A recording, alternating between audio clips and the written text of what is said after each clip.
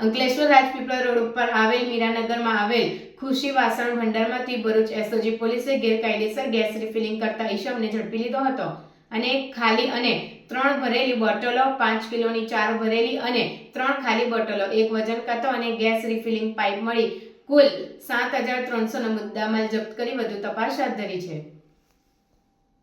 Bharuch SOG police Ankleshwar વિસ્તારમાં પેટ્રોલિંગમાં હતી તે દરમિયાન મીરાનગર પાકીઝા હોટલ પાછળ આવેલ ખુશી વાસણ ભંડાર દુકાનનો માલિક રામનિવાસ યાદવ વાસણની દુકાનની આડમાં ગેરકાયદેસર રીતે ગેસ રિફિલિંગ કરી રહ્યો હોવાની માહિતી મળી હતી। જે માહિતીના આધારે એસઓજી પોલીસે રેડ કરતા ગેસ રિફિલિંગ કૌભાંડ ઝડપી પડ્યું હતું। પોલીસે સ્થળ ઉપરથી 15 કિલોની એક ખાલી અને 3 ભરેલી બોટલો, 5 કિલોની 4 ભરેલી અને 3 ખાલી બોટલો, એક વજન કાંટો અને ગેસ રિફિલિંગ પાઇપ મળી કુલ